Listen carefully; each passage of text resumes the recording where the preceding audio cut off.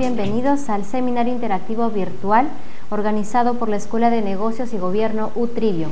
El día de hoy vamos a continuar con la segunda parte de la conferencia anterior que tuvimos junto al doctor Inga sobre lo que debemos saber sobre la nueva ley de las contrataciones. Antes de poder dar inicio, vamos a anunciar vamos a tener nuestros anuncios de los inicios de la escuela, que son el Diplomado en Contrataciones del Estado PEASA, que ha dado inicio el 23 de febrero, el PREOEC, Curso en Contrataciones del Estado, el PROCE, Curso de Pronunciamientos, así como OPU y SEACE versión 2, también iniciados este 23 de febrero. Si ustedes desean tener mayor información sobre los cursos, pueden ingresar a la página y pueden tener toda la información necesaria. Asimismo, recuerden que las inscripciones son hasta el día de mañana 26 y pueden aprovechar cualquier duda que tengan y poder resolverlo. También aparecerán los números de teléfono que pueden comunicarse con nosotros. Vamos a dar inicio, doctor, a esta segunda parte. Tenemos algunas preguntas que quedaron de la sesión anterior. Saben, alumnos, si tienen alguna duda, pueden por favor mandar sus consultas a través del Facebook o también a través de la página de la institución. Le pedimos por favor que sean preguntas claras, que sean referentes al tema, que no sean demasiado extensas para que podamos mencionarlas aquí en la mesa y poder tener el tiempo suficiente también de poder responder las otras preguntas de los demás alumnos. Doctor, vamos a comenzar con la pregunta de Jara Grijalvo. Muy bien, Rafael, y él tiene la siguiente pregunta. Para el estudio de posibilidades que ofrece el mercado, será sobre la base de las características técnicas definidas por el área usuaria. El comité especial seguirá siendo conformado por 3 personas, menciona. Para las adjudicaciones de menor cuantía derivada con la nueva ley será necesario que el postor se comprometa a mantener vigente su oferta hasta la suscripción del contrato como una declaración jurada. Profesor, yo realmente no veo una pregunta exacta, tal vez hay algo más. ¿Usted puede...? Sí, estimados alumnos y alumnas, buenas noches, ¿cómo están? Vamos a comentar, haciendo la precisión, que lo que tenemos en concreto hasta el momento es la ley de contrataciones, la nueva ley de contrataciones, y que está en plena elaboración, en pleno trabajo, el reglamento, donde deben hacerse las precisiones correspondientes. Por tanto, debemos partir de esa premisa que tenemos solamente en concreto las disposiciones contenidas en la nueva ley de contrataciones. Y en ese sentido, atendiendo a la inquietud formulada por Rafael Jara, con relación al estudio de las posibilidades que ofrece el mercado, efectivamente, se va a mantener ese estudio de mercado. La denominación no va a ser probablemente como la que ahora se denomina estudio de las posibilidades que ofrece el mercado. Se denominará un estudio, una indagación en el mercado, en base a lo determinado en las especificaciones técnicas, en los términos de referencia por el área usuaria. Eso va a permitir que el órgano encargado de las contrataciones, que va a seguir encargándose de llevar a cabo este estudio, para poder determinar en primer término, en el caso de bienes y servicios, el valor estimado. No nos olvidemos, como señalamos en la primera sesión, que uno de los conceptos, una de las modificaciones que incorpora la nueva ley es que establece una diferencia entre valor estimado y valor referencial. Valor estimado, ya para la realización del proceso de contratación propiamente dicho, se va a utilizar, ¿no?, para la contratación de bienes y servicios, y el valor referencial para obras y consultoría de obras. Y señalamos también en la primera sesión que el valor estimado, la característica fundamental que tiene es que es de carácter reservado, no se va a publicitar. Se entiende que va a ser una información interna que va a manejar la entidad, y eso va a permitir que los proveedores, los postores que participen en el proceso de selección, al no tener un conocimiento directo cuál es el valor estimado que tiene la entidad, puedan presentar precios lo más cercanos a la realidad. Ese es en primer término, es decir, atendiendo específicamente la primera inquietud de Rafael, sí va a haber el estudio o la indagación de mercado para determinar, entre otros aspectos, el valor estimado en el caso de bienes y servicios. Luego, con relación al comité especial, tal como indicamos en la exposición de la primera sesión, la denominación se cambia de comité especial a comité de selección, y una característica fundamental que incorpora la nueva ley es que, a diferencia de lo que ocurre con la norma vigente, tal como señalamos, establece la obligatoriedad de la conformación del comité especial y que solo por excepción una menor cuantía puede ser conducida por el órgano encargado de las contrataciones. Con la nueva ley, esa regla cambia. La designación del comité de selección va a ser de carácter opcional. Pero en el reglamento, uno de los aspectos que ya se está determinando es que, por ejemplo, en el caso específico de licitaciones públicas y concursos públicos, sí necesariamente se va a conformar un comité especial. Y la conformación del comité especial va a ser como actualmente conocemos, de 3 integrantes. En cambio, en los otros procesos, adjudicación simplificada, comparación de precios, sí van a ser conducidos por el órgano encargado de las contrataciones.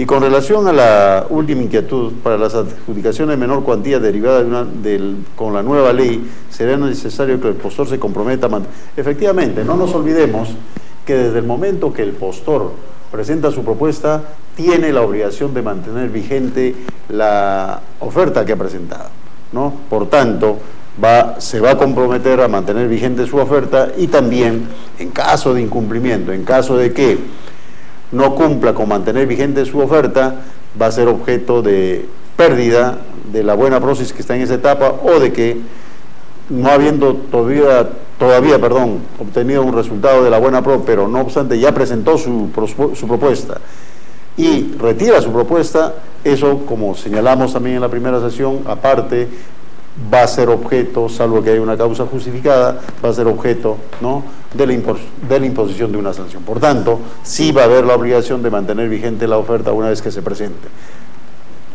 Eso serían lo que podría señalar con respecto a las inquietudes formuladas por Rafael Jara. Muy bien, doctor. Vamos a continuar con una pregunta de Pintado Jaro César. Él nos consulta, doctor, ¿cuáles son los topes para la nueva ley de contrataciones? ¿Existen topes? Los topes son para los métodos de contratación. Estos han sido señalados en la ley del presupuesto del año 2015. Ahí los montos son similares, son parecidos a los que actualmente rigen. Por ejemplo, en el caso de licitaciones públicas de bienes, para la contratación de bienes el límite sigue siendo 400.000.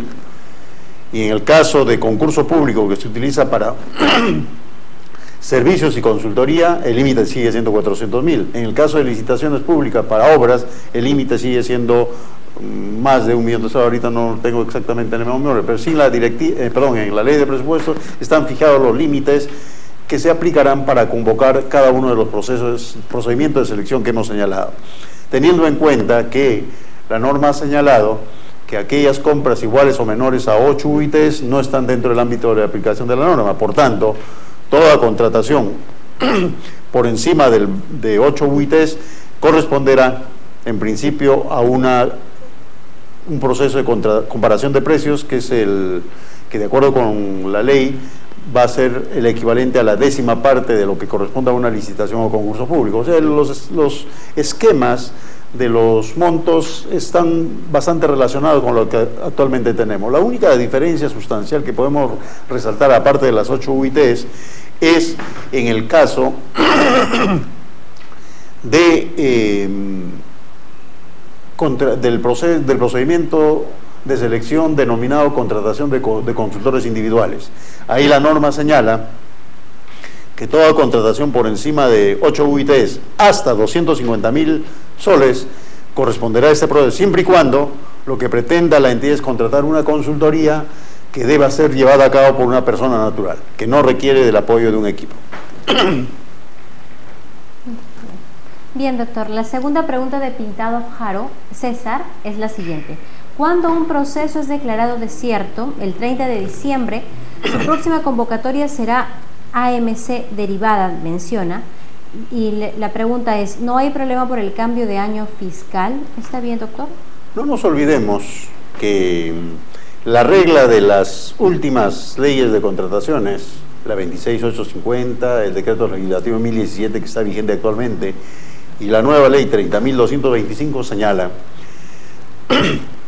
que lo que determina la norma aplicable es la fecha de convocatoria del proceso de selección. Por tanto, si un proceso de selección, de acuerdo a la inquietud que ha planteado, se ha convocado el año pasado, ¿no?, Por tanto, está sujeto a la actual norma de contratación pública. Y en esa norma de contratación pública dice, ya sea que se haya convocado una licitación pública, un concurso, una adjudicación directa pública o selectiva, si se declaran desiertos, la segunda convocatoria es una adjudicación de menor cuantía simplificada. Supongamos, ¿no?, que estemos ahora en estos primeros meses todavía en pleno trámite de una licitación pública, ¿no? Normalmente una licitación pública, cuando dura en promedio 2 meses y medio aproximadamente. Supongamos, como dice en el ejemplo, se ha convocado a mediados del mes de diciembre del año pasado. Eso significa que ese proceso podría estar todavía en trámite.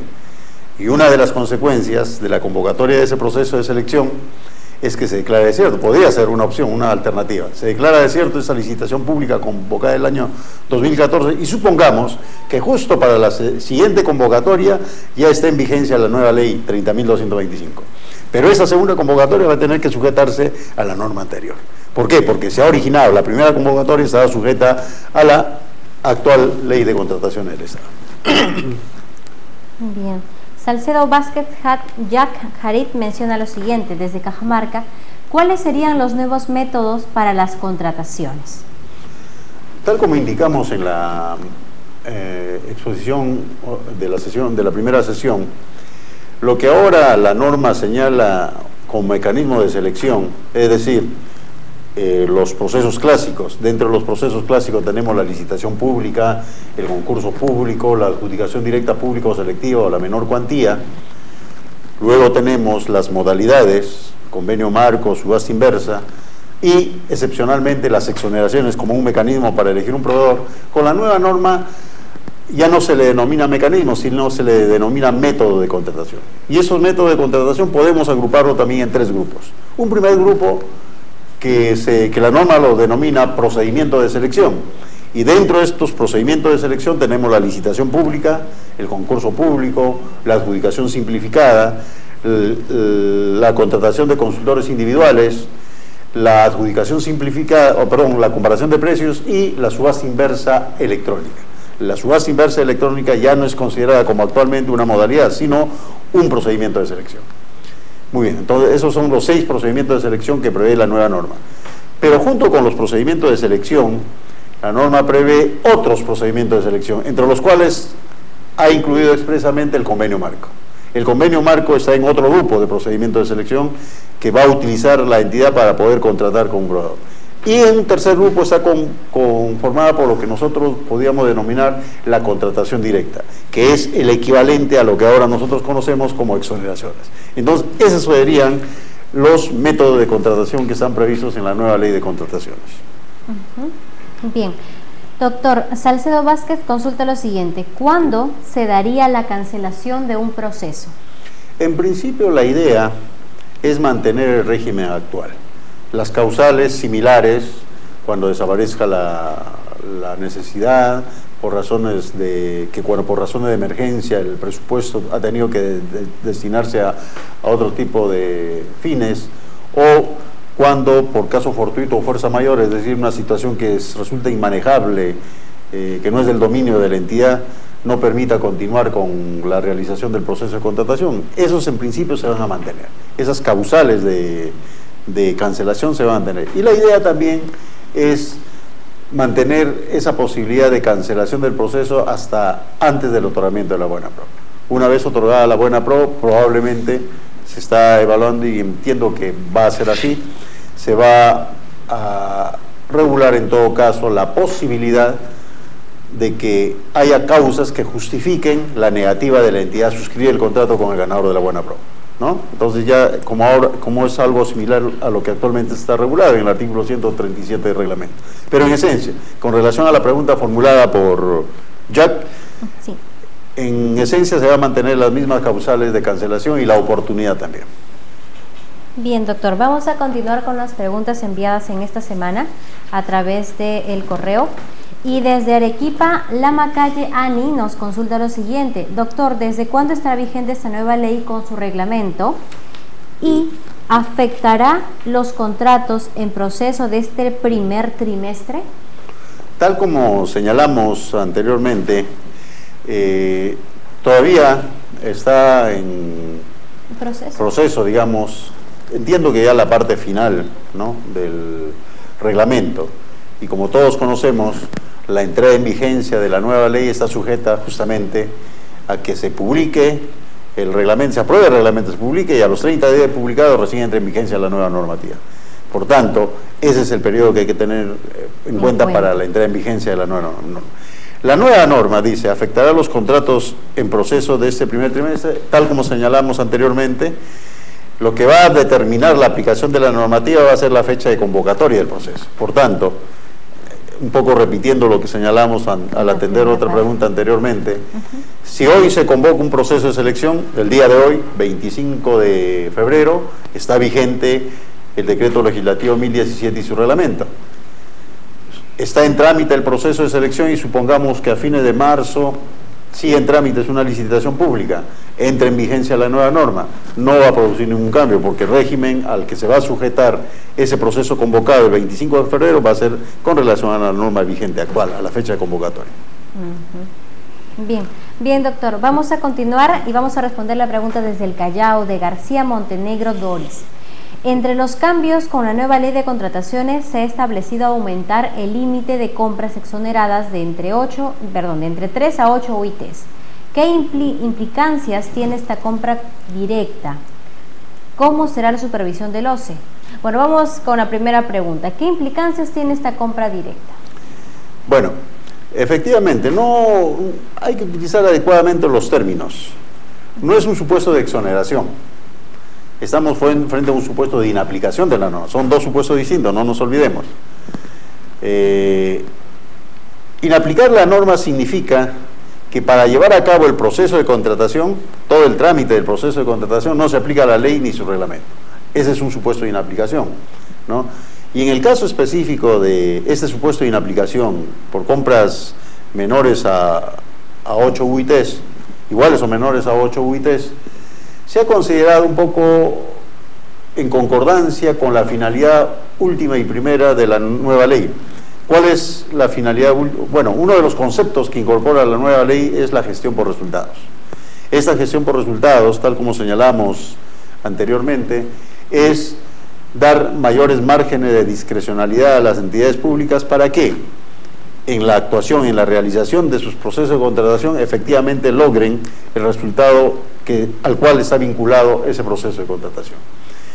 Y al hacer más viables esos procedimientos, es decir, darle mayor dinamismo a los procesos de contratación, se ha considerado conveniente, por ello, elevar el tope de 3 UITs a 8 UITs. La idea es que en esas compras de menor monto, el legislador ha considerado que 8 es un monto razonable, 8 UITs, un monto razonable, se entiende que se da mayor flexibilidad, mayor dinamización, de tal manera que mediante acciones más inmediatas las entidades lleven a cabo sus respectivos procesos. Doctor, ¿cómo será la supervisión del OCE? Se va a mantener la regla que actualmente tenemos, cuál es, yo creo que también les señalamos en la primera sesión, que la supervisión del OCE se va a circunscribir fundamentalmente a verificar que las entidades cumplan con el registro de esas contrataciones que deberán mantenerse en sus periodos mensuales, como actualmente se prevé en el caso de compras menores a 3 UITs. Pero se ha ido un poquito más allá. Por ejemplo, se ha establecido que las entidades públicas en estas contrataciones iguales o menores a 8 UITs tienen sí o sí que contratar con un proveedor que tenga inscripción vigente en el RNP y que no esté en un supuesto de impedimento para contratar con el Estado. Por tanto, no es posible que una contratación menor a 8 UITs, por decir un ejemplo, el alcalde contrate con la empresa de su primo hermano, de su cuñado, etc. Ahí operan totalmente los impedimentos. Doctor, hay una pregunta que en la primera sesión también se nos hacía mucho, ¿no? Si había un ganador o un claro perdedor entre estos cambios nuevos que va a haber en la ley. La idea de la nueva ley es, como señalamos, al incorporar el concepto de gestión por resultados, es que el objetivo al cual está vinculado el proceso de contratación, la meta y el objetivo al cual está vinculado el proceso de contratación, efectivamente se realice en la oportunidad de vida, de la calidad requerida y a precios adecuados, de tal manera que el beneficiario último y primero de esa acción, que es la ciudadanía, realmente pueda ver en la oportunidad de vida que se está cumpliendo esas metas y objetivos. Muy bien. Doctor, la siguiente pregunta de Doris del Callao dice lo siguiente: con la nueva ley se sigue condicionando la eficacia del laudo a su registro en el SEACE. ¿No le parece que se atenta contra el derecho a la tutela jurisdiccional efectiva al condicionar la validez o eficacia del laudo a un registro administrativo? Bueno, no nos olvidemos, esto ha sido materia de discusión, ¿no? Hay algunos criterios que señalan que no debería haber mayor diferencia en el régimen del arbitraje en la contratación pública con relación al régimen del arbitraje en la contratación privada. Pero no nos olvidemos, y eso es importante tener en cuenta, que en la contratación pública toda contratación está directa o indirectamente vinculada a alcanzar finalidades públicas, ¿no?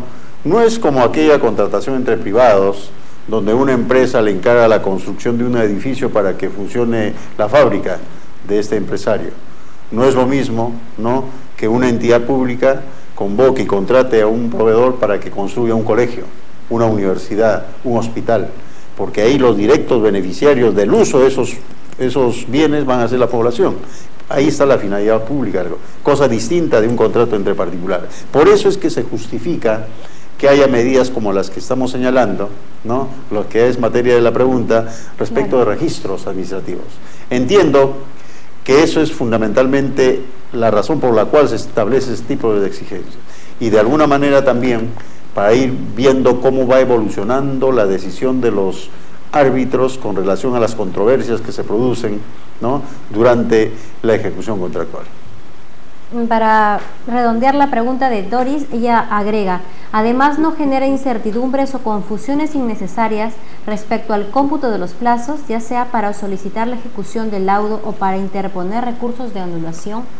Creo que no es la idea esa. Más bien, en caso de que se genere alguna incertidumbre, creo que lo más sano sería precisar, y entiendo que eso es lo que se está trabajando en el reglamento, precisar a partir de cuándo empieza a computarse los plazos. Con eso, en una disposición de esa naturaleza se elimina cualquier incertidumbre al respecto. Muy bien, Doris, espero haya sido las respuestas que necesitabas. Doctor, hay preguntas de modificaciones. Desde Lima, Reategui Ángulo dice lo siguiente: con la nueva ley se está modificando la resolución de contratos y además se ha modificado la declaratoria de nulidad. En esencia se mantiene el mismo criterio. No nos olvidemos lo siguiente: se sigue manteniendo que tanto la declaración de resolución de contrato o la declaración de nulidad es una potestad de la entidad. Tiene que evaluar, ¿no?, en función al principio de eficiencia, tiene que evaluar si resulta o no conveniente a la entidad tomar la decisión más extrema, cuál es la de resolver el contrato. Y cuando se configura una causal de nulidad, también tiene que evaluar si resulta conveniente a la entidad, ¿no?, declarar la nulidad o no del contrato. Se mantiene ese criterio de dejar a la evaluación en cada caso concreto de la entidad, y eso va de la mano con el tema de márgenes de discrecionalidad ampliados.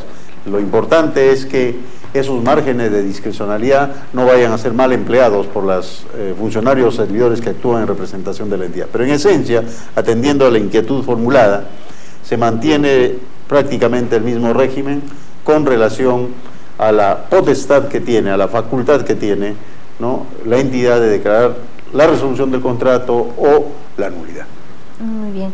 Desde Ucayali, Quispe Lima, Frank nos pregunta lo siguiente: ¿cuáles son la diferencia entre valor estimado y valor referencial? ¿Y en qué tipo de procedimientos de selección resultan aplicables? Tal como hemos indicado, esos conceptos de valor estimado y valor referencial, el valor estimado como concepto ya de la realización de la contratación está vinculado directamente a la contratación de bienes y de servicios. Y tal como señalamos anteriormente, la principal característica del uso del concepto de valor estimado es que ese valor estimado no se publicita. Lo que ocurre actualmente, para establecer la diferencia, es que desde el momento en que se convoca el proceso de selección, hay la obligación de que en el SEACE esté publicado, entre otra información, el valor referencial del proceso, y en las bases del proceso que se publican también, cuando se convoca, debe estar incluido determinado el valor referencial. Con la nueva norma se establece un trato distinto en función al concepto de valor estimado y valor referencial. Tal como indicamos anteriormente, el valor estimado se aplica para la contratación de bienes y servicios, y la característica fundamental de este concepto de valor estimado es la reserva del valor estimado. Es decir, no se va a publicitar como ahora ocurre. En cambio, en el caso del valor referencial que se va a utilizar para contratación de obras y de consultoría de obras, sí se mantiene el régimen vigente. Es decir, desde el principio se va a publicitar ese valor referencial. Esa es la diferencia sustancial entre uno y otro, ¿no? Y vuelvo a reiterar, el valor estimado solo para el caso de bienes y servicios, y valor referencial para ejecución de obras y consultoría de obras. Muy bien. Doctor, ¿cuál es el sustento para que ahora los árbitros y secretarios arbitrales se encuentren registrados en el OCE? No nos olvidemos que allá en el año 98, cuando se optó por el régimen de solución de controversias, de los mecanismos alternativos de solución de controversias, dos fueron los sustentos que motivaron esa decisión. Uno, el tema de la oportunidad. Se dijo, ¿no?, uno de los argumentos que se utilizó en ese entonces, cuando se presentan controversias durante la ejecución del contrato en una contratación pública, y si ésta se somete a la resolución del mecanismo del Poder Judicial, ¿no?, puede atentarse contra la oportunidad de la contratación, porque sabemos que los plazos de los procesos judiciales se extienden en muchos casos, ¿no?, más de lo que a veces uno espera, y por eso, por el tema de oportunidad, se dijo, no, elijamos un mecanismo alternativo como es la conciliación o el arbitraje, para que en plazos más perentorios, en plazos más cortos, se resuelva. Ese era uno de los fundamentos. Y el otro fundamento era por el tema de especialidad. Es decir, como todos sabemos, los magistrados de nuestro Poder Judicial ven, aunque ahora ya hay ciertas especialidades que se están dando, pero aún así ven de todo, ¿no? Entonces, la segunda razón por la cual se optó por el tema de arbitraje fue porque debía acudirse, ¿no?, a personal que tenga una especialidad para atender y resolver mejor las controversias que se sometían a su conocimiento.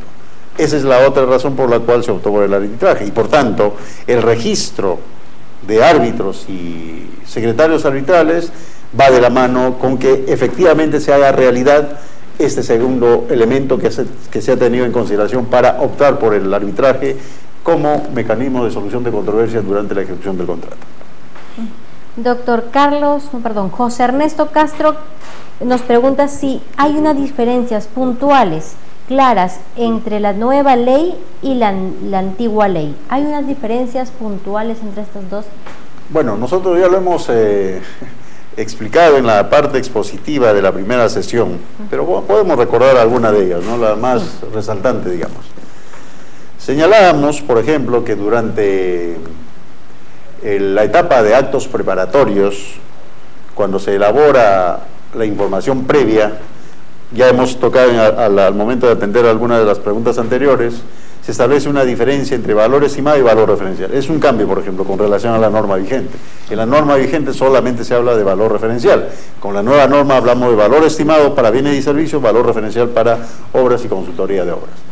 ¿Qué otro cambio se da en el caso de los actos preparatorios? Se establece la posibilidad de homogenización de las compras de bienes y servicios. Pero esa posibilidad de homogenización que señalábamos, que era la posibilidad de estandarizar características, solamente se establece como competencia para definir ello, poder homogenizar las contrataciones a aquellas entidades que establezcan políticas sectoriales o nacionales. Es otro cambio, por ejemplo, que anteriormente no teníamos. Otro cambio que se establece para los actos preparatorios, que en los documentos de la contratación, sean bases u otros similares, se pueda establecer en cada caso específico aquellas condiciones mínimas que debe reunir el proveedor para poder participar en ese proceso de selección. Son los requisitos de calificación del proceso. Actualmente, como todos sabemos, El postor, las condiciones mínimas que debe tener para poder participar válidamente en un proceso es que esté inscrito en el RNP, que no se encuentre inhabilitado o que no esté en alguno de los supuestos de impedimento. Esos 3 requisitos se mantienen con la nueva norma, pero adicionalmente se ha incorporado la posibilidad que en los documentos de contratación, en las bases del proceso de selección o de selección que se convoque, pueda establecerse algunas condiciones mínimas que debe cumplir el postor para poder participar válidamente en ese proceso. Es otra novedad, por ejemplo, que se refiere a aquellos instrumentos o elementos que están referidos a los actos de preparación. El cambio más saltante, si se quiere, está referido a los procesos, a la fase selectiva.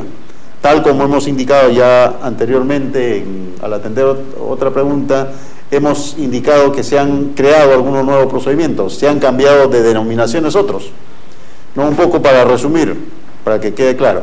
Actualmente, en la fase selectiva, la norma vigente prevé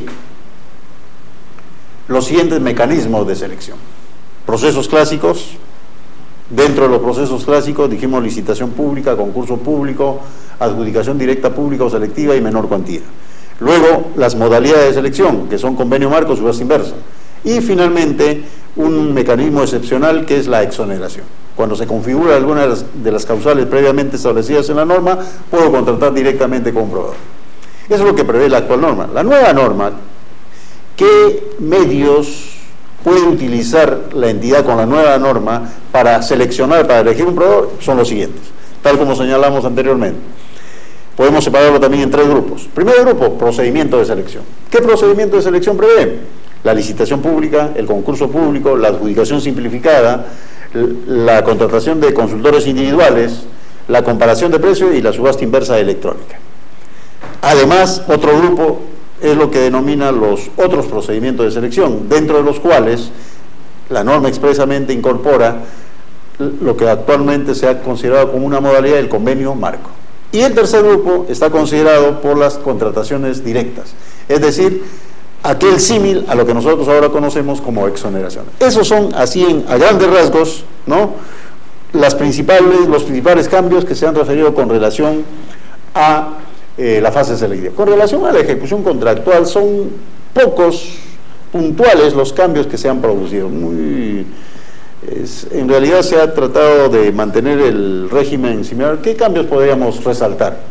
Por ejemplo, se ha eliminado la garantía por el monto diferencial de la propuesta, ya no va más con la nueva ley la garantía por el monto diferencial de la propuesta. En el tema de la subcontratación, por ejemplo, se ha establecido, se ha precisado que no va a ser posible subcontratarse aquellas prestaciones esenciales que configuran el contrato. Por tanto, ahora un contratista no va a poder subcontratar cualquier prestación, solamente podrá subcontratar aquellas prestaciones que no son esenciales, y para ello se establece la exigencia que en las bases o en el contrato se indique qué prestaciones son de carácter esenciales que no van a poder ser objeto de subcontratación. Se establece como criterio general, ya en el tema de ejecución contractual, que cualquier modificación del contrato, ya sea por ampliación de plazo, ya sea por adicional u otros similares, no afecten el equilibrio que siempre debe mantenerse entre entidad contratante y contratista. Así, a grandes rasgos podemos resaltar esos cambios principales que se dan en la norma. Doctor, a través del Facebook tenemos una pregunta de Ronald, y comentando ya los cambios de la nueva ley, el alternativo y la nueva ley que va a venir, ¿hay algún tipo de cambio con los procesos electrónicos, doctor? No, la idea es, eso está amarrado a un desarrollo progresivo del SEACE. La finalidad que se persigue con la actual norma, ustedes recordarán que en el año 2012, en septiembre del 2012, que es la última modificación sustancial al actual régimen de contratación pública, se estableció, ¿no?, que en todos los procesos de selección el registro iba a ser electrónico, ¿recuerdan? Pero eso está de la mano, como le decía, con la implementación progresiva del SEACE 3.0, ¿no? Mientras no esté bien afiatado e implementado el SEACE 3.0, todavía no permite que en todos los procesos el registro sea electrónico, por ejemplo. Pero la idea que se persigue tanto con la nueva normativa y fundamentalmente con la nueva normativa es que todos los procesos, sean licitaciones públicas, sean concursos públicos, sea adjudicación simplificada, sea comparación de precios, sea contratación de consultores individuales, sea obviamente la subasta inversa electrónica, todos se puedan llevar en forma electrónica, pero eso se va a implementar en forma progresiva, en función a cómo se vaya acoplando, se vaya implementando también el SEACE. Muy bien, Ronald, esperamos haber podido resolver tu consulta. Si hay alguna otra consulta a través de Facebook, estamos conectados en las redes sociales, así que alumnos, por favor, pueden inscribirnos y las haremos aquí en el momento. Doctor, vamos a continuar con una pregunta de Palacios Guerrero. La subcontratación, menciona, al no provenir de la voluntad del contratista, ¿estaría yendo en contra de los dispuestos en el Código Civil, doctor? La subcontratación, al no provenir de la voluntad del contratista, ¿estaría yendo en contra de los dispuestos en el Código Civil? Bueno, no podríamos decir ello, porque no nos olvidemos, y aquí hay que tener en cuenta el tema de la especialidad de la norma, ¿no? Y el artículo actual 5 de la ley, de la nueva ley, me parece que es el 4, ahorita no lo tengo muy bien en la memoria, sigue ratificando la especialidad de la norma, ¿no? Y hemos señalado hace un rato, al atender algunas inquietudes, ¿por qué se justifica la especialidad de la norma? Porque toda contratación pública está directa o indirectamente vinculada a finalidades públicas, y por ello se justifica algunas normas especiales que difieren, ¿no?, de lo que está establecido en el régimen general, en el Código Civil específicamente. Por tanto, si hubiese alguna contradicción entre lo que establece el Código Civil con lo que establece expresamente la ley y su reglamento, va a primar lo que dice la ley y su reglamento. Por tanto, y ese régimen especial, como decía, se justifica. ¿Por qué, doctor, las prestaciones adicionales de obra no pueden someterse a arbitraje? Independientemente de lo que menciona el fondo, independientemente de lo que expresa la Contraloría General de la República. Bueno, ese es un tema que se discute hace mucho tiempo, pero para un poco aterrizar en la respuesta de la pregunta concreta, hay que analizar, y eso es importante, hay otros regímenes de contratación pública en otros países, ¿no?, donde se establecen algunas prerrogativas para la administración pública, para las entidades públicas. Una de ellas, por ejemplo, algo que probablemente a ustedes les sonaría un poco sui generis, es, por ejemplo, el reservar la posibilidad de que la entidad unilateralmente, por razones de interés público o interés general, pueda resolver un contrato. Y esa decisión por razones de interés general no puede ser materia de cuestionamiento. Eso está en otras legislaciones. En nuestro caso, el tema de resolución de contrato no tiene ese régimen. El único, si se quiere, que tiene un régimen donde se reconoce una prerrogativa de la entidad pública es en el tema de adicionales. Y el tema de adicionales, como todos sabemos, genera necesariamente la erogación de mayores fondos públicos. Y por tanto, el que tiene que decidir si eroga o no mayores fondos públicos, porque tiene o no que cumplir la finalidad del contrato, es la entidad. Esa es la razón por la cual, ¿no?, al necesariamente la aprobación de adicionales genera la erogación de mayores fondos públicos, es que se ha establecido la prerrogativa de la entidad pública que ella decida bajo su responsabilidad si aprueba o no los adicionales. Y eso, justamente por esa vinculación que tiene con la utilización de fondos públicos, ha considerado el legislador conveniente que esa decisión, esa prerrogativa que tiene la entidad no pueda ser cuestionada a través del procedimiento arbitral. Muy bien. Doctor, la tercera pregunta de Alfonso: ¿por qué los temas tan comunes como las ampliaciones de plazo que generan el pago de mayores gastos generales, por la falta de decisión del administrador, tiene que llegar a arbitraje, generando mayores gastos al Estado? ¿Debería de establecerse entonces la ley ciertas normas precisas? Es que en realidad, fíjense, me parece interesante lo que plantea Alfonso. Efectivamente, ¿no? Ocurre que en la ley se ha señalado, porque aquí hay dos posiciones también. Hay unos quienes dicen que las normas deben establecer regímenes, criterios generales no ir al detalle de todos los supuestos, y todos los supuestos de resolución, por ejemplo, como plantea Alfonso, deberían estar contenidos en el contrato, y así debería ser. El problema es que no se hace eso, no se define con precisión en los contratos cuáles son las causales, ¿no? Un poco en detalle de lo que dice la ley y el reglamento. Es imposible que en la ley o en el reglamento pueda detallarse con precisión todos los supuestos, todos los parámetros. Si no se establece, por ejemplo, como regla general, ¿no?, es que en el caso específico de las ampliaciones de plazo, la norma es clara. La norma dice que ampliación de plazo solo va a proceder por causa que no pueda imputarse al contratista. Es decir, yo contratista no puedo argumentar mi propia negligencia, mi propio descuido para solicitar una ampliación de plazo. La ampliación de plazo es el criterio que está consignado en la norma, en la vigente y en la nueva norma, ¿no? Dice que solamente va a proceder a ampliación de plazo cuando la causa se deba a hechos ajenos al contratista, ya sea que se pueda imputar a la entidad, ya sea que se pueda imputar a caso fortuito o fuerza mayor, algo que no es de dominio ni del contratista ni de la entidad pública, pero que impide que el contratista pueda oportunamente cumplir la prestación que ha asumido. Ese es el criterio general, ¿no? Por tanto, ese parámetro creo que es suficiente. El problema es el siguiente. El problema es que ocurre que hay algunos contratistas que irresponsablemente, y hay que decirlo, ¿no?, en los procesos de selección, específicamente en el caso de bienes, por ejemplo, ¿no?, ocurre que ofrecen un plazo de entrega que saben que no van a cumplir. Esto ocurre cuando se trata de adquisición de bienes que usualmente no hay en el mercado nacional, que son bienes que necesariamente tienen que importarse. Cualquier proveedor que lo oferte en ese proceso de selección necesariamente tiene que realizar un trámite de importación del bien para poder cumplir con la prestación. En esos casos, por ejemplo, resulta irresponsable del proveedor decir que una vez emitida la orden de compra, a los 5 días voy a entregar. No, va a ser imposible, ¿no? Un proveedor responsable, serio, dirá, pues, ¿cuál es el trámite de desaduanaje, de importación? Y ese plazo real debo considerarlo en mi oferta. Yo no me puedo aventurar, ¿no?, a ofertar un plazo que no voy a cumplir.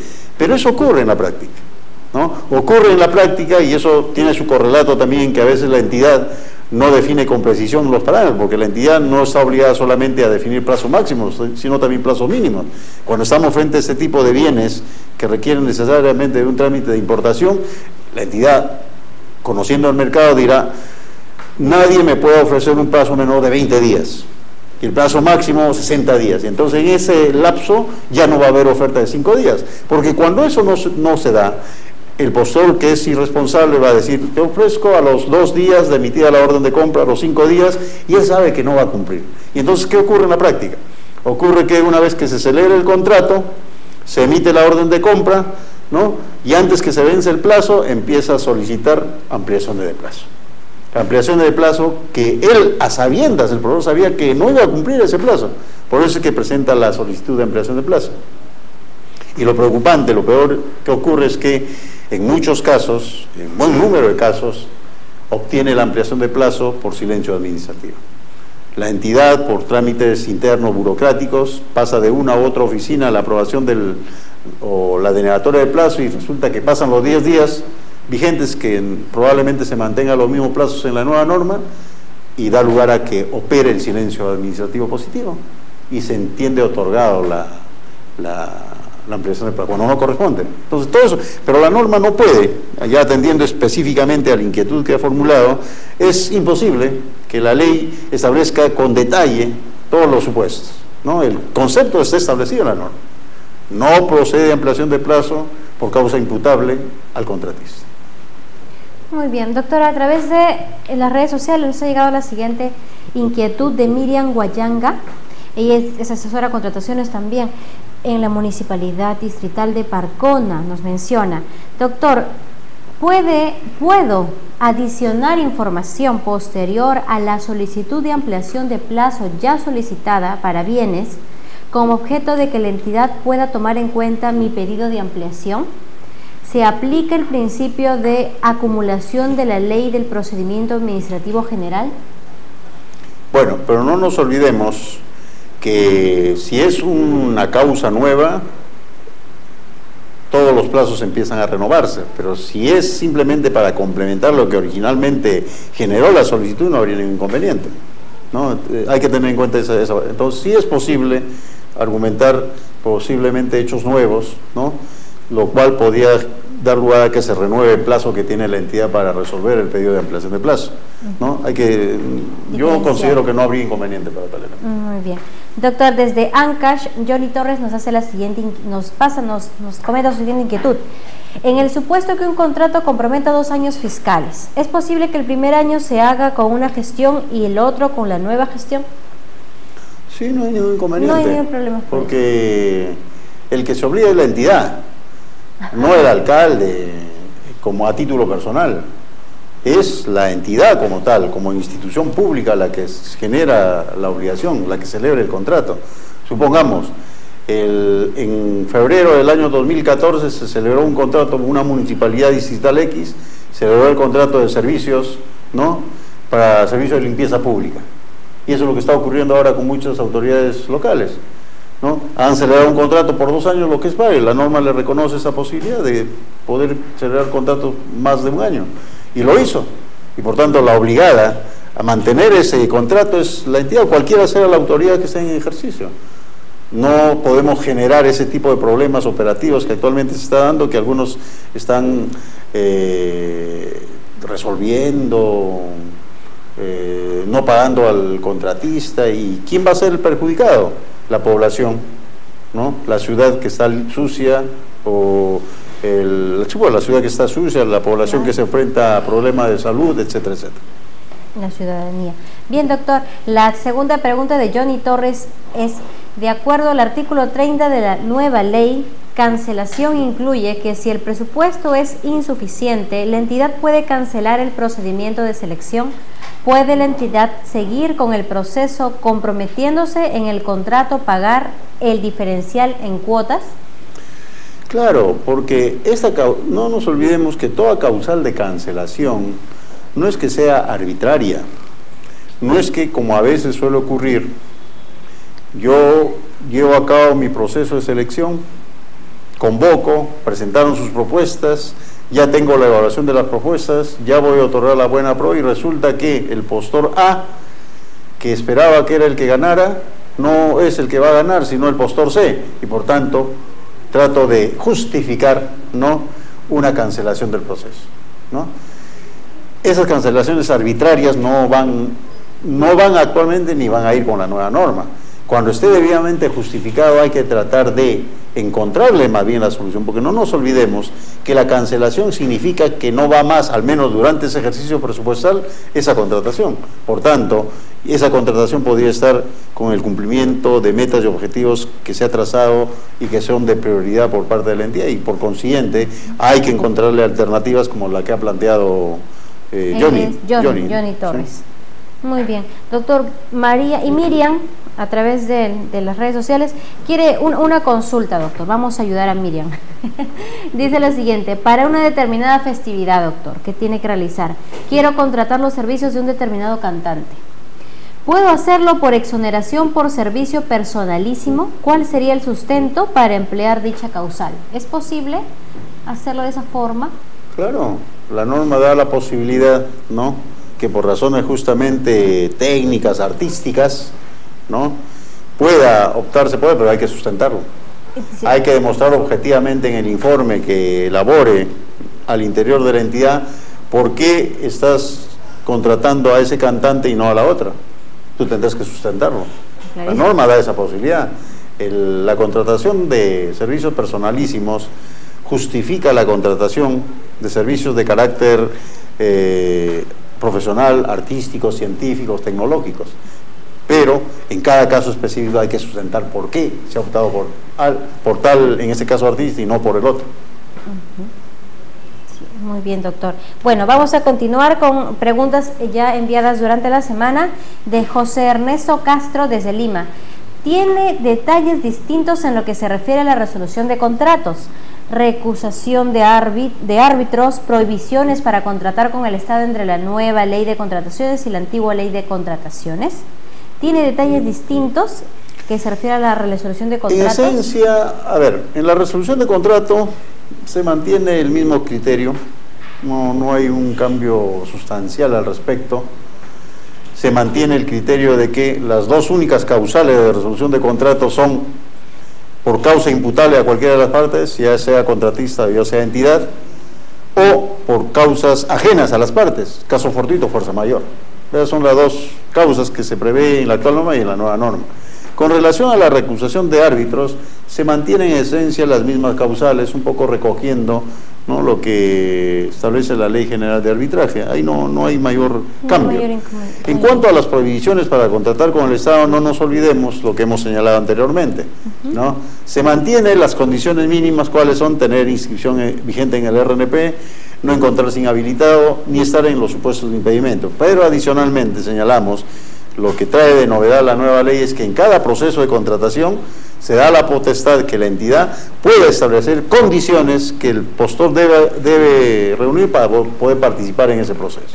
Estas condiciones van a estar vinculadas al tema de, en función a la envergadura, la complejidad de la contratación en licitaciones y concursos públicos fundamentalmente, va a estar circunscrita al tema de la experiencia, al tema de la solvencia, etcétera, etcétera. Bien, doctor, muy bien.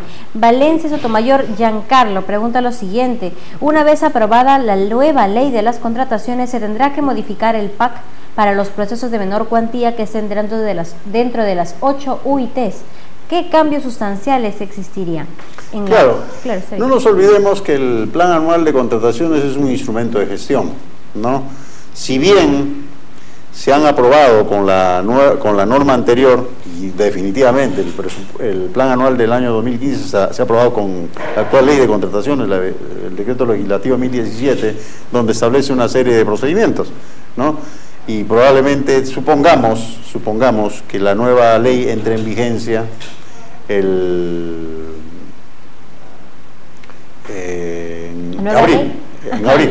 abril de este año. Yeah.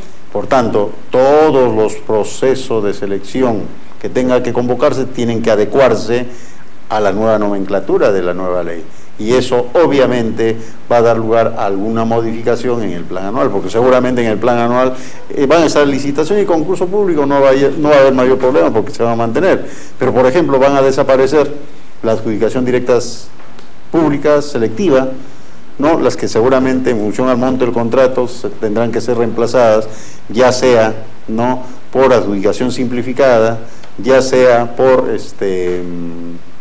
contratación de consultores individuales o ya sea por comparación de precios. En la ejecución contractual, doctor, ¿también va a haber cambios sustanciales?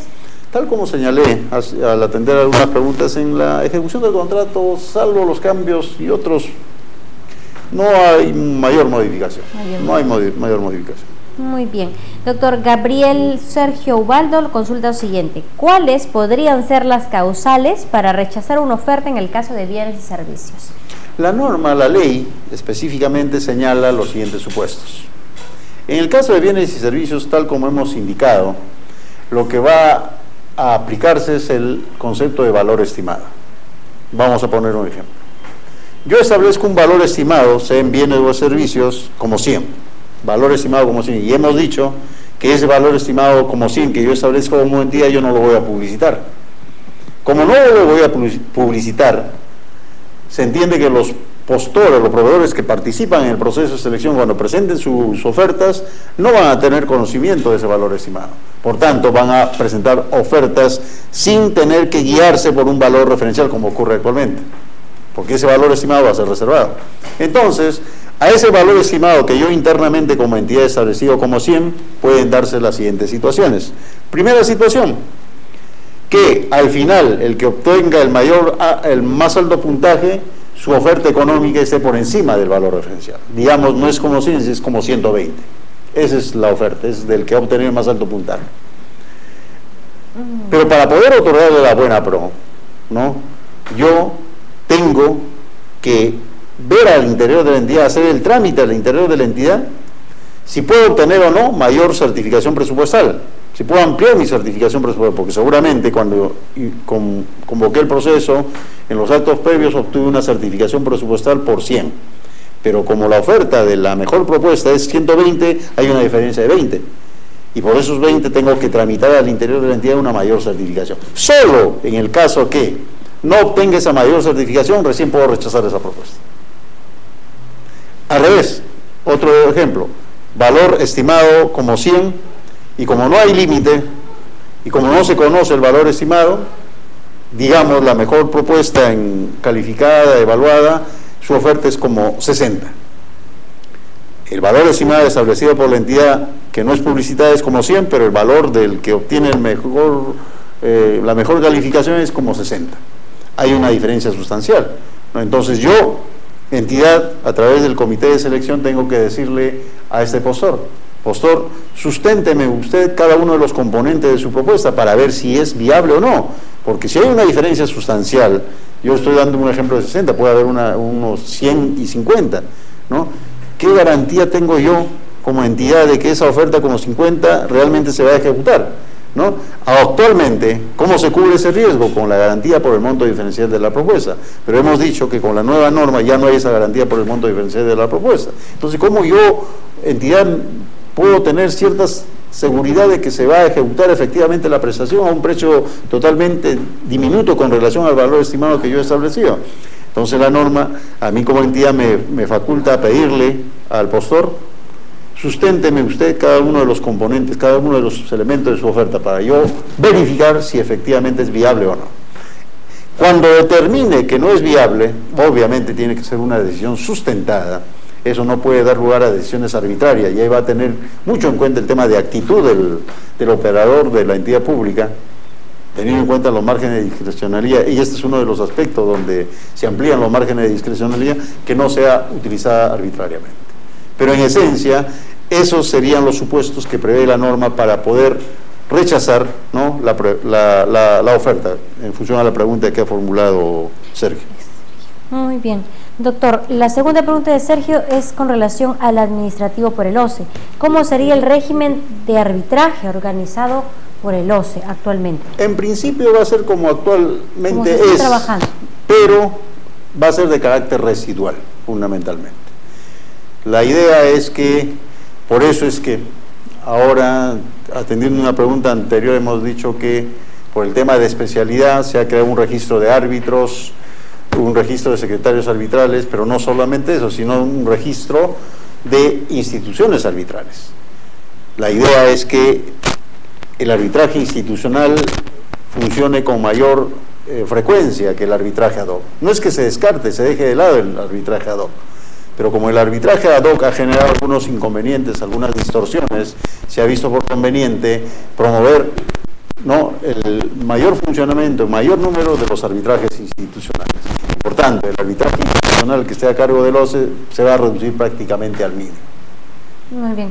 Doctor, Ronald, a través de la red social Facebook, nos hace la siguiente consulta. ¿En esta nueva ley habrá alguna disposición para poder controlar los requerimientos técnicos mínimos, ya que en muchos casos la entidad utiliza esto para manejar el proceso? Por ejemplo, solicitar un doctor especialista en medio ambiente solo para realizar 100 metros de vereda. ¿Es posible? Definitivamente. Tanto como la vigente norma lo establece, la nueva norma también prevé los mecanismos de observaciones a las bases, ¿no? Esos mecanismos son para cuestionar este tipo de disposiciones que contienen las bases. Muy bien, doctor. Catherine Milagros Fuentes nos hace la siguiente consulta. ¿Existe variación respecto a las garantías en la nueva ley? La única que hemos señalado, bueno, se está eliminando la garantía por el monto diferencial de la propuesta, ¿no? Luego, con relación a la garantía por recurso de apelación, se está estableciendo que haya un tope, ¿no? Y en el reglamento seguramente se va a prever un tope para la garantía por el monto diferencial de la propuesta, en función a escalas probablemente. Esos son los cambios fundamentales que podría yo mencionar con relación a la garantía. Muy bien. Doctor, ¿la nueva ley contempla la creación de la inexistente entidad Perú Compras? Es que en realidad esta entidad ya ha sido creada con el decreto legislativo 1018, sino que no ha entrado en operación. Ay. La idea es, vamos a ver, aquí un poco comentar adicionalmente. Se está retomando el tema de Perú Compras, porque la idea es establecer mecanismos que ayuden a que compras que son comunes a todas las entidades públicas, un solo órgano se encargue de ello, un órgano especializado, que es la central de compras. De tal manera que cada entidad ya no distraiga la realización de actividades vinculadas a esas contrataciones que podría llevarlo a cabo una institución especializada, ¿no? Y solamente se centre en aquellas contrataciones que directamente atañen al cumplimiento de sus metas y objetivos. Ese es uno de las razones por las cuales se está retomando el tema de Perú Compras. Se entiende que Perú Compras va a encargarse, por ejemplo, de las compras corporativas, se va a encargar del convenio marco, también entiendo que se va a encargar del tema de subasta inversa. Todos esas formas y mecanismos de contratación van a estar a cargo de Perú Compras. No es que se esté creando, ya está creada, sino que no entra en funcionamiento. Bien, doctor, ¿a qué obedece, nos pregunta Carla Lamacalle desde Arequipa, ¿a qué obedece el cambio de la ley? ¿Busca acaso favorecer la participación de la empresa nacional o la participación del capital extranjero? Bueno, en realidad el criterio se mantiene igual que ahora. La participación, ¿no?, de empresas nacionales y empresas extranjeras van a tener las mismas posibilidades que actualmente tienen. No se está estableciendo una regla que tenga a favorecer a uno u otro. El mercado, como todos sabemos, es abierto y ese es el mismo criterio que se está manteniendo en la nueva norma. Por tanto, no es que se pretenda favorecer a uno u otro, se mantiene el mismo régimen con relación a esa inquietud. Con relación a esto, muy bien. Desde Lima, Florinda Calistaya Pacori pregunta, ¿cuándo se denomina adquisición directa selectiva? Bueno, en la nueva ley ya no se utiliza ese término, ¿no? La adjudicación directa selectiva, como sabemos, es una denominación que tiene la vigente ley, pero la nueva norma lo que denomina es adjudicación simplificada. Y la adjudicación simplificada se va a utilizar para contratar bienes, servicios y obras, siempre y cuando sea un monto inferior a lo que corresponda a una licitación o concurso público, o sea, menor a 400.000 soles en el caso de bienes y servicios y menor a 1.800.000 y tantos en el caso de obras, ¿no? Ese es en esencia lo que... Esto, muy bien. ¿Cuál es el monto, doctor, y tiempo máximo que se lleva a cabo para una adquisición de menor cuantía? Bueno, vuelvo a reiterar, Florinda, en el caso de la nueva norma ya no se habla de la adjudicación de menor cuantía. El proceso que se asemeja, digamos, a la menor cuantía es la comparación de precios. Y la idea es que sea en forma perentoria, 1 o 2 días como actualmente es una menor cuantía. No es que se trate también de reducir plazos, como antes ocurría, donde todo se podía hacer en un día, porque eso no da la posibilidad de competencia, ¿no? Y la idea es que haya competencia de tal manera que la entidad pueda, entre varios que participan en un proceso, elegir la que mejor va a contribuir al cumplimiento de sus metas y objetivos. Muy bien, gracias Florinda por las consultas. Hemos podido también diferenciar un poco esos nuevas palabras, nuevos conceptos. Bien, doctor, desde Arequipa, Lama Calle Ani nos consulta cuál sería el impacto de la nueva ley en la duración del proceso de contratación a un nivel local.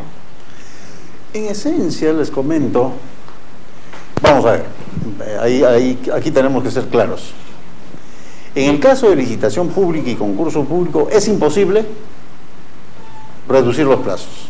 ¿Por qué? Porque una licitación pública o concurso público son los procesos de mayor envergadura. Y ahí el plazo entre la convocatoria y la presentación de propuestas sí o sí se va a mantener como actual, mínimo 22 días. No hay posibilidad de reducir ese plazo. ¿Por qué? Porque el reducir esos plazos significarían que el Estado peruano estaría incumpliendo acuerdos internacionales. Por tanto, es imposible en esos casos reducción de plazos. En el caso de adjudicación simplificada, se va a asimilar lo que es actualmente una adjudicación directa pública o adjudicación directa selectiva. Tal como sabemos, en estos procesos actualmente entre una ADP o una ADS, entre la convocatoria y presentación de propuestas, mínimo 10 días. Ese esquema en esencia, ese plazo mínimo en esencia, se va a mantener. Lo mismo en el caso de comparación de precios, que de menor cuantía, tal como hemos señalado anteriormente, debe durar entre 2 a 3 días como máximo. Muy bien.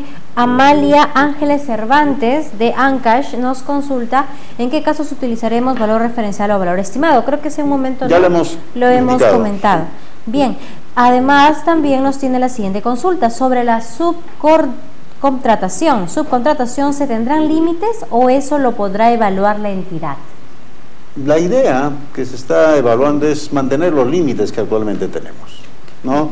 El 40%, pero con la precisión que señalé anteriormente, que no va a poder ser objeto de subcontratación aquellas actividades o prestaciones esenciales del contrato. Muy bien, doctor. Desde Lima, y Ani Ibaceta Basayo nos dice lo siguiente: si se celebra un contrato de ejecución de obra con un proveedor no domiciliado y surgiera una controversia que tuviera que resolverse mediante arbitraje, ¿estaríamos frente al supuesto de arbitraje internacional, doctor? Toda vez que las dos partes tendrían domicilios en diferentes estados, en estados diferentes. ¿Es posible? Bueno, ¿sí? Hay que tener en cuenta lo siguiente. Cuando estamos con un contrato sujeto a la ley de contrataciones, en eso hay que tener mucho cuidado. Cuando estamos en un contrato sujeto a la ley de contrataciones, sí o sí, aun cuando se trate de un proveedor que, como señala aquí la pregunta, no domiciliado, tiene la obligación de tener su inscripción en el RNP. Y para tener su inscripción en el RNP, por lo menos tiene que señalar una dirección de su representante aquí en el Perú.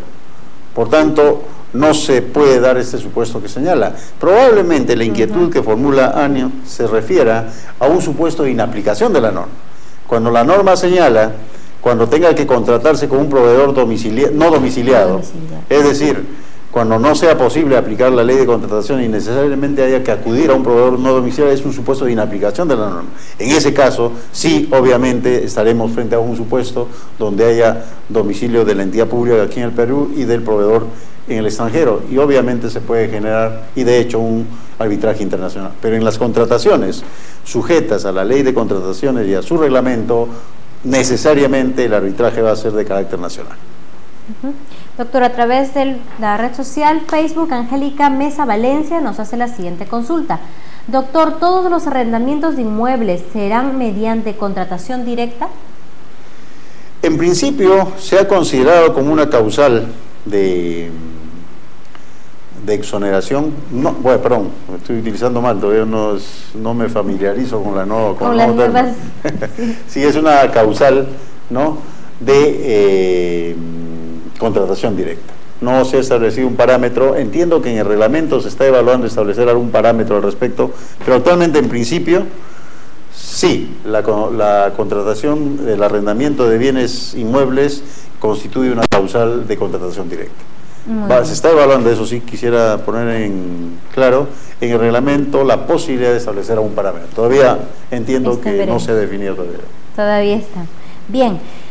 Guaita Córdoba Orlando desde Lima consulta lo siguiente sobre la conducción del proceso. ¿El OS estará a cargo de la conducción de los procesos y el comité será opcional? ¿Cuáles, doctor, serán las reglas o parámetros para que asuman competencia uno con otro? Tal como señalamos ya en una pregunta anterior, con la nueva ley, la designación del comité de selección, que es la denominación que tiene, va a ser de carácter facultativo, ¿no? Pero en el reglamento se está precisando que en el caso de licitaciones y concursos públicos, y si mal no recuerdo, en la subasta inversa electrónica, sí o sí tiene que participar un comité especial. En cambio, en las adjudicaciones simplificadas, en la contratación de consultores individuales y en la comparación de precios, eso es responsabilidad del órgano encargado de las contrataciones. Salvo que, por razones de complejidad, ¿no?, o de envergadura, estas contrataciones requieran la participación de un comité de selección. Esa es más o menos la regla, los parámetros que se estarían consignando en el reglamento. Doctor, Orlando Guaita pregunta lo siguiente: ¿se acortarán los plazos para los procesos de selección? Ya lo hemos señalado, ¿no? En licitación y concursos públicos se mantiene. Un poco complicado. En adjudicación simplificada más o menos se equipara a lo que ahora tenemos ADS y ADP, y en la comparación de precios también se equipara más o menos al trámite que ahora tiene una menor cuantía para bienes y servicios. Muy bien. Doctor Vargas Pastor Nicolás pregunta lo siguiente. Bueno, la primera pregunta de Nicolás ya creo se ha respondido, ¿no? Las principales modificaciones que tiene la nueva ley de contrataciones. Pero la segunda es, ¿cómo afectarán dichas modificaciones, cree usted, doctor, al desarrollo económico del país? No nos olvidemos que uno de los conceptos fundamentales que se ha incorporado en la nueva ley es la gestión por resultados, ¿no? Y por tanto, todo proceso de contratación debe lograr efectivamente la consecución de las metas y objetivos que se traza cada una de las entidades y con el cual está vinculado el proceso de contratación. Obviamente eso va a redundar, ¿no?, en la población y obviamente va a tener efectos en el esquema económico del país, ¿no? Sí, claro, y eso se verá con los siguientes días, ¿no? Claro. En las modificaciones del desarrollo económico se claro, tiene que dejar ver. ¿Cómo no va a tener influencias, por ejemplo, cuando se convocan procesos de selección para infraestructura, construcciones de carreteras, de puentes, ¿no?, de colegios, de universidades, de hospitales? Eso obviamente tiene mucha influencia en el desarrollo económico del país. Sí, definitivamente tienen que ser buenos, porque por eso es los nuevos cambios. Bien, Velarde Núñez Jorge nos consulta lo siguiente: si es sabido que el postor ganador es aquel que obtiene la mejor ponderación de su propuesta técnico-económica, que ello es producto de su competencia en el rubro específico, y a la vez se promueve la accesibilidad y la mayor transparencia mediante el lenguaje sencillo y simple.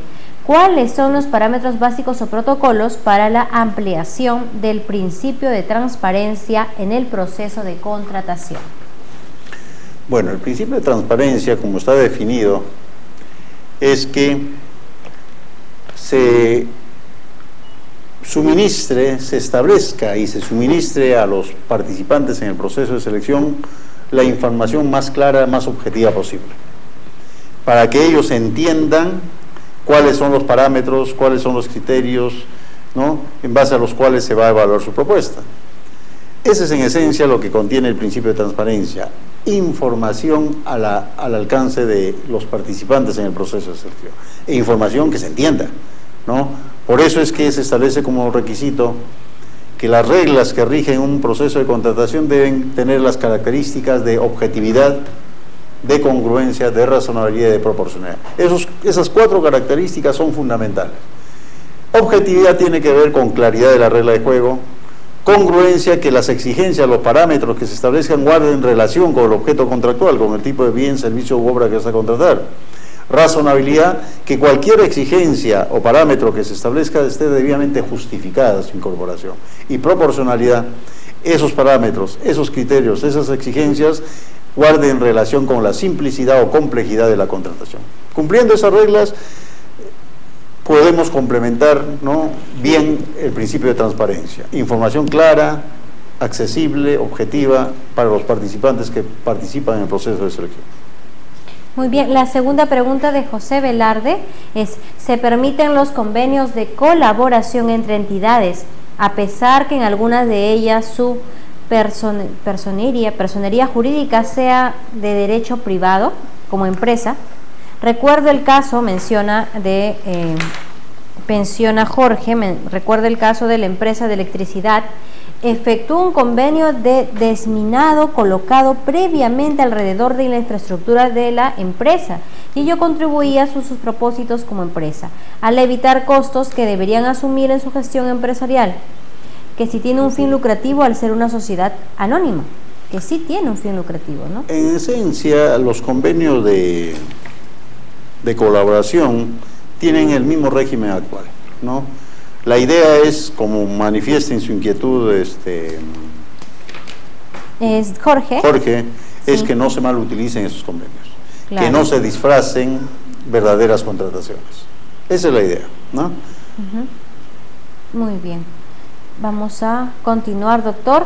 Mendoza Alfredo nos menciona lo siguiente: doctor, ¿qué pasa si una persona es apoderado, representante legal o director de varias empresas a la vez que contratan con el Estado, y una de ellas es sancionada con la inhabilitación temporal para contratar con el Estado? ¿Las demás empresas de esta misma persona no podrán contratar con el Estado tampoco?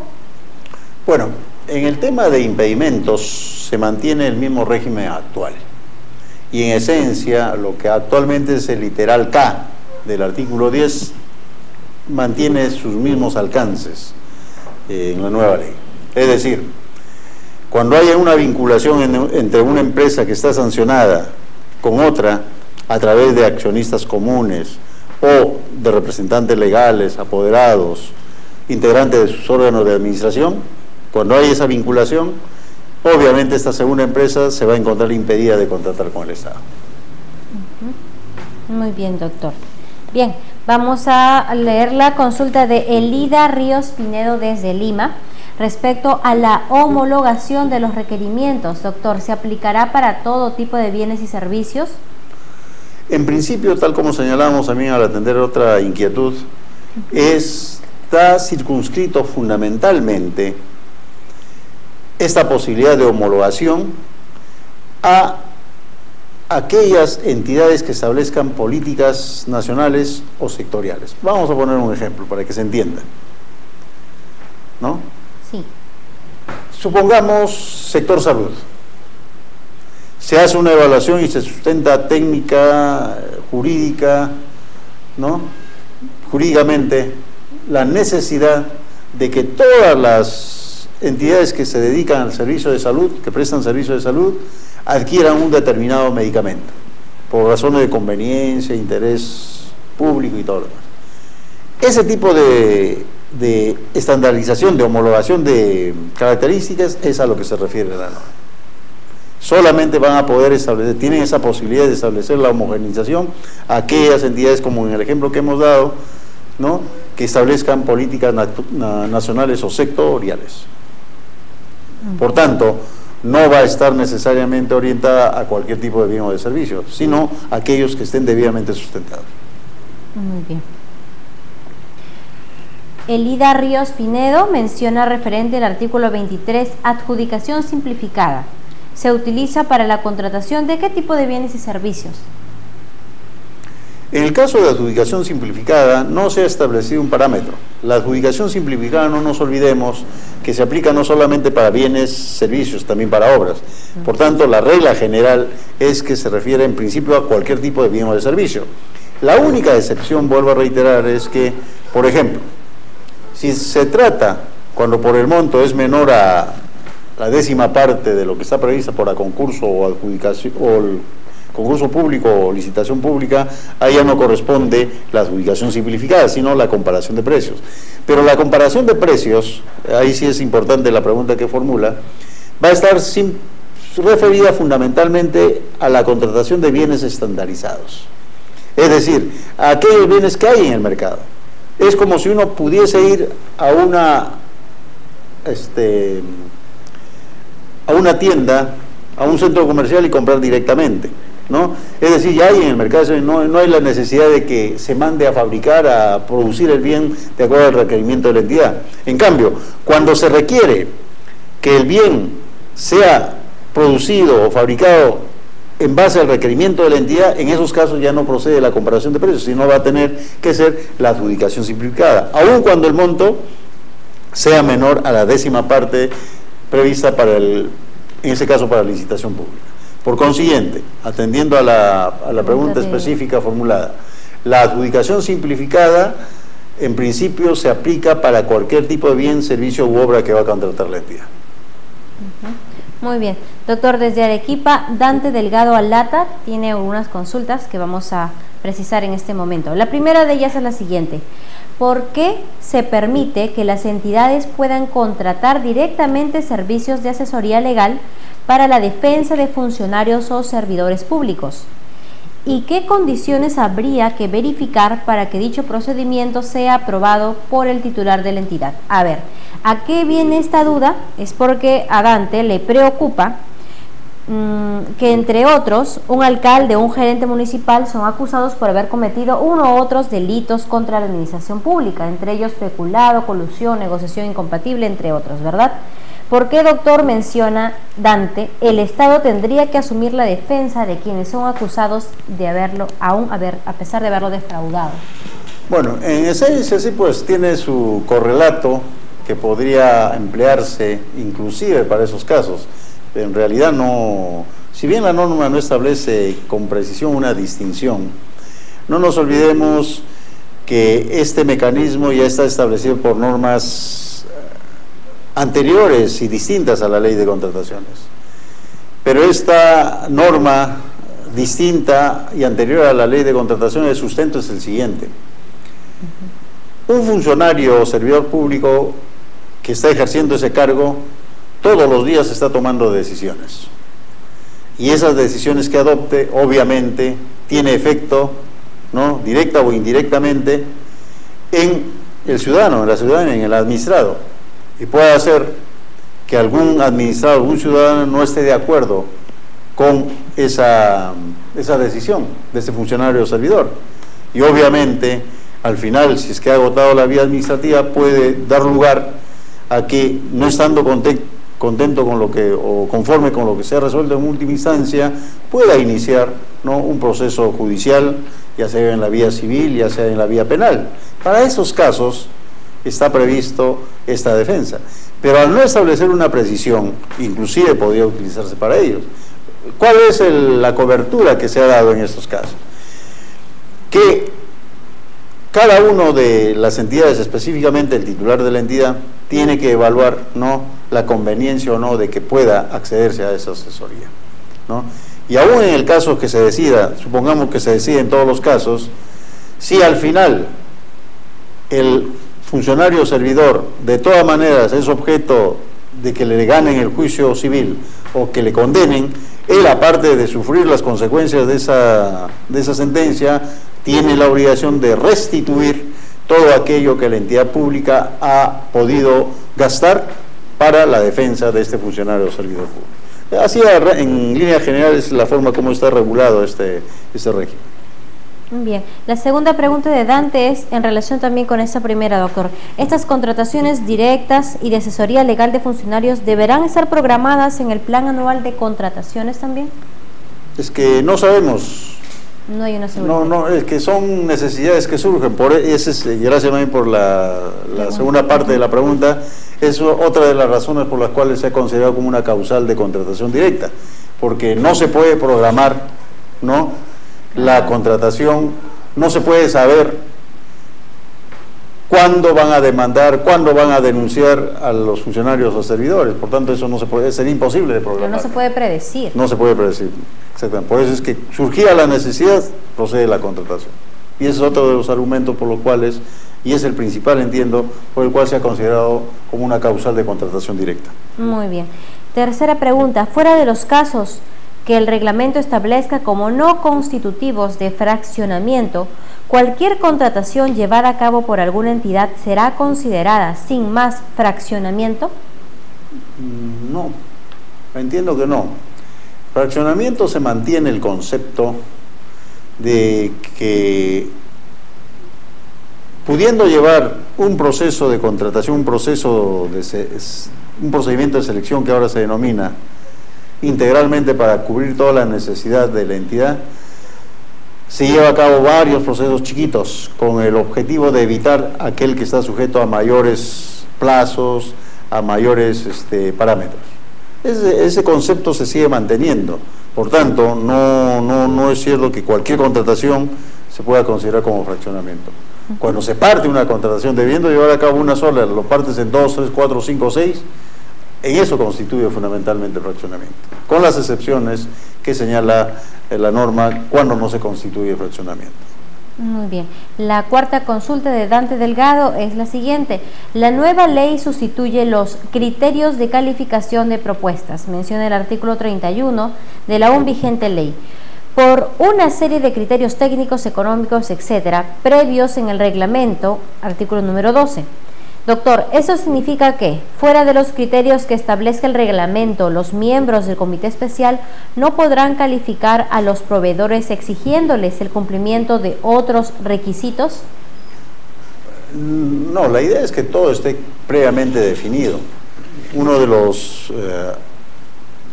aspectos que mencioné es que se da la posibilidad de que el proveedor, aparte de cumplir las condiciones mínimas de tener RNP vigente, no ser inhabilitado o no estar impedido, deba cumplir los requisitos que se prevean en cada uno de los procesos de contratación que lleve a cabo la entidad, pero esos tienen que estar previamente establecidos y no pueden ser arbitrarios. Tal como hemos señalado, esos requisitos van a tener fundamentalmente que ver con el tema de experiencia, con el tema de solvencia y otros similares, ¿no? No va a ser arbitrario, en el reglamento se están estableciendo parámetros. Muy bien. Fanny Ríos Pinedo de Lima nos da las siguientes consultas. La primera es, si es sabido, doctor, que el postor ganador es aquel que obtiene la mejor ponderación de su propuesta técnico-económica, que ello es producto de su competencia en el rubro específico y a la vez se promueve la accesibilidad y la mayor transparencia mediante el lenguaje sencillo y simple. Creo que hace un momento lo hemos mencionado, doctor. Sí, ¿verdad?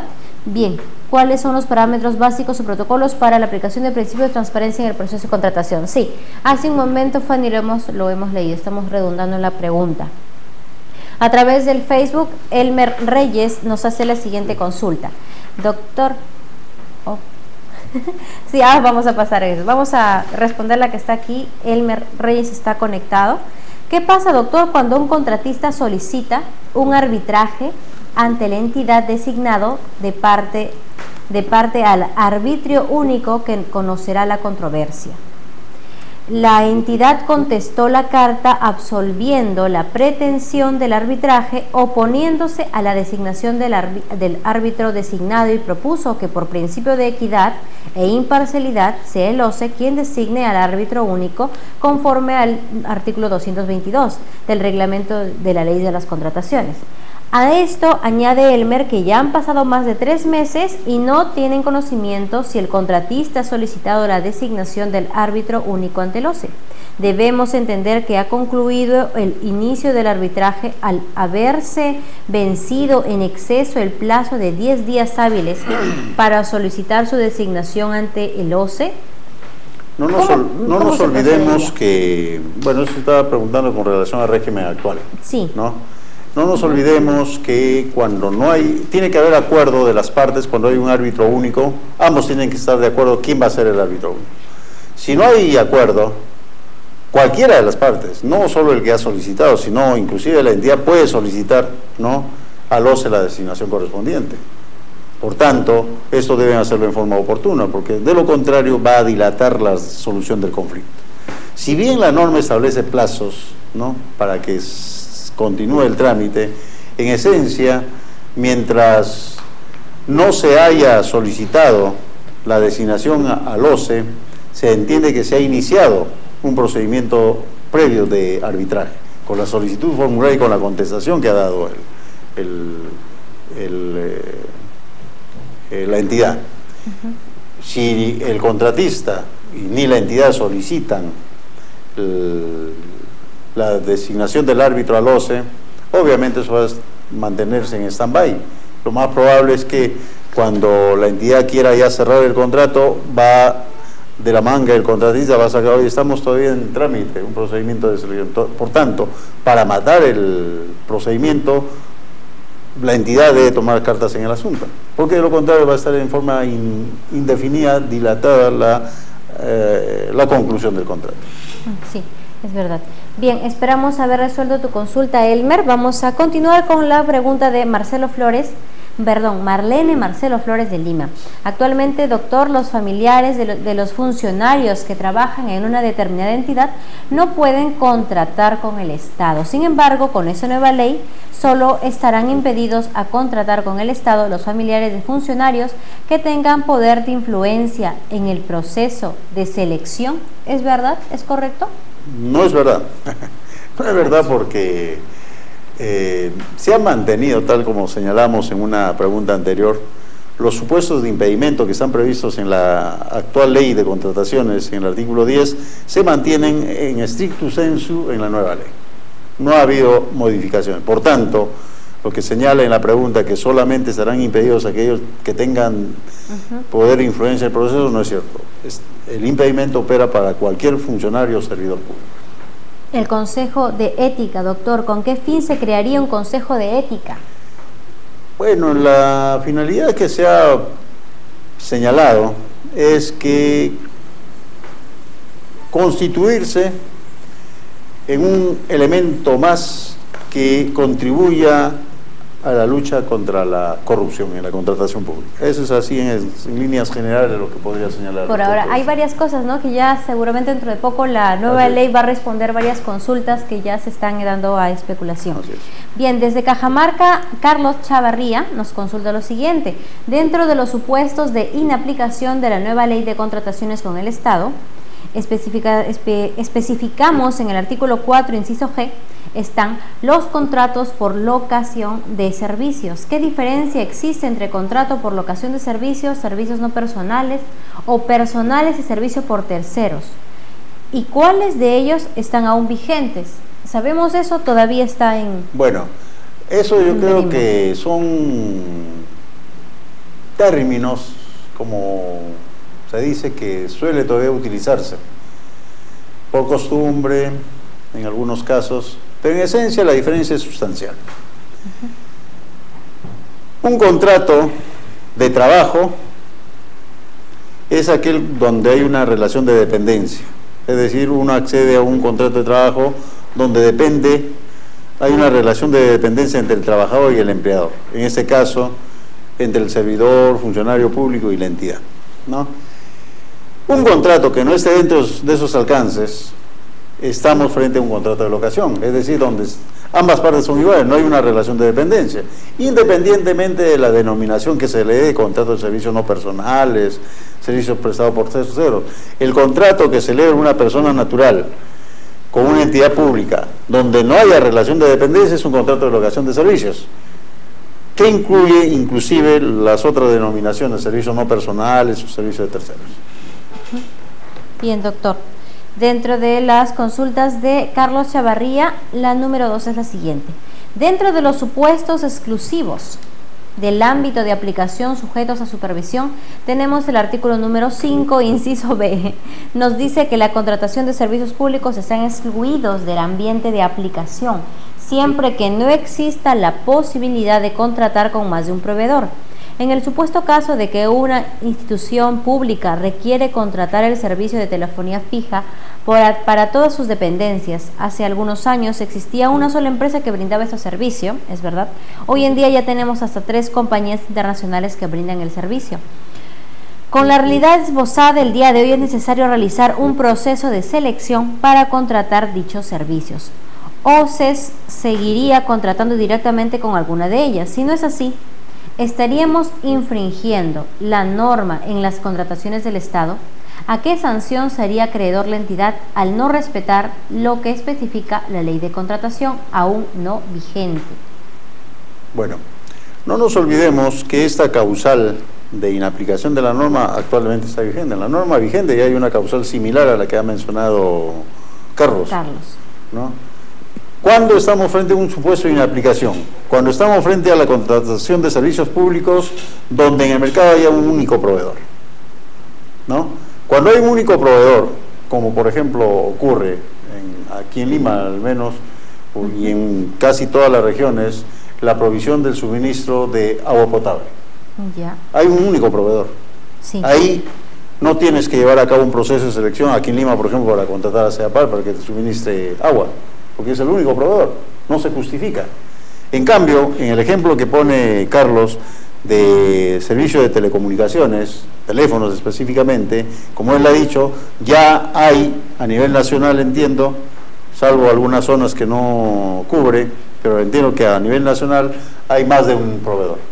Como hay más de un proveedor, ya no estamos dentro de los parámetros o dentro de los alcances de este supuesto de inaplicación, por tanto, para la contratación tiene que llevarse a cabo el proceso de selección correspondiente, ¿no? Sea con la vigente ley, sea con la nueva norma, porque actualmente está considerado ese mismo parámetro. ¿Cuál es la consecuencia? La consecuencia es que, ¿no?, si no has aplicado, si has contratado sin llevar a cabo el proceso de selección, ese contrato es nulo. Sí. Esa es la consecuencia. Bien, doctor, hay otra consulta con respecto a compras públicas, pero bueno, creo que en su momento se ha dado respuesta, ¿no? Todavía no hay una, no está vigente, no está. En el caso de consorcios, si uno de ellos resulta inhabilitado para contratar con el Estado, ¿el otro puede firmar contrato de forma unilateral, doctor? No. Ambos tienen que cumplir la condición, todos los consorciados tienen que cumplir las 3 condiciones mínimas actualmente, y con la nueva norma también. Tener inscripción vigente en el RNP, no estar inhabilitado ni impedido. Si alguno de ellos incurre en alguno de estos incumplimientos de esos requisitos mínimos, todo el consorcio se afecta. Por tanto, no puede haber contrato. Muy bien, es necesario. En el caso específico, doctor, la buena procedió el 19 de diciembre de 2014 de haberse publicado en el SEACE. El consentimiento se debió dar en mención del 31 de diciembre y la fecha máxima para la suscripción del contrato debería ser el 19 de enero del 2015. La inhabilitación definitiva se notifica a través del SEACE el 22 de enero del presente año. Ante estos hechos y fechas vertidas, dichos proveedores podían a esa fecha, doctor, firmar el contrato respectivo. Bueno, vuelvo a reiterar. En el ejemplo que pone, se supone que han suscrito el contrato el 19 de enero, sí, ¿no? Porque es la fecha máxima. 19 de enero se ha suscrito y aparentemente el 19 de enero todavía no había ninguna sanción vigente, por tanto no había ningún impedimento para suscribir el contrato. Y ese contrato, si se suscribió el 19, es válido. En cambio, si el contrato se suscribió con posterioridad a la entrada en vigencia de la sanción, ahí sí ese contrato sería nulo. Agregando a esta consulta, ¿cómo regularizamos, menciona Carlos, a la fecha del 23 de febrero, la firma con firma contractual, doctor? No podrían regularizar, no se olviden que si, de acuerdo al ejemplo que plantea, la última fecha era el 19 de enero, sí, ¿cómo podrían estar firmando el 23 de febrero? Ya no. No habría forma, ¿no? Agrega Carlos, entonces, doctor, ¿declaramos desierto el proceso o por los hechos vertidos el proveedor tendría que firmar el contrato? Tal como he señalado, si ustedes tenían plazo para suscribir el contrato el 19, deben haberlo suscrito el 19 de enero. Y a esa fecha, de acuerdo con el ejemplo que plantea Carlos, no había ninguna sanción vigente. Por tanto, si no había sanción vigente, no había ningún impedimento para suscribir el contrato. Bien. Doctor, hemos dado respuesta a todas las consultas que nos han llegado a través del Facebook, también las preguntas que hemos recibido a través de la semana. Ha sido bastante interesante. Hay bastantes. ¿Cómo percibe, doctor, estas últimas consultas que hemos recibido en esta segunda parte? Hay mucha inquietud realmente, y en buena hora que así sea, de los alumnos y alumnas. Iremos en el transcurso de estos días seguramente ya precisando algunos aspectos que todavía están sueltos. Están en el limbo, ¿no? Sí, todavía no se han definido, porque en la ley se establecen conceptos muy generales que van a ser precisados en el reglamento. Sí, ya cuando tengamos el reglamento, ya posiblemente ya nos vamos a reunir nuevamente para poder definir y seguramente de por sí los alumnos van a tener muchas preguntas con respecto. Agradecemos al doctor Inga nos haber acompañado este día miércoles por la noche. Les agradecemos también a ustedes la participación durante toda la semana de las preguntas que nos han enviado y a través de las redes sociales conectados directamente. Recuerden, alumnos, tenemos nuestros inicios. Este 23 de febrero se han dado inicio al Diplomado de Contrataciones de PEACE, al curso en Contrataciones del Estado también y al curso de pronunciamiento. Tenemos también cursos que están iniciando en estos nuevos días. Entren a la página, averigüen nuestras inscripciones, nuestras fechas de inicio y nos reencontramos en una próxima edición de TV Chat. Que tengan una buena noche. Hasta mañana, hasta la próxima sesión. Muchas gracias.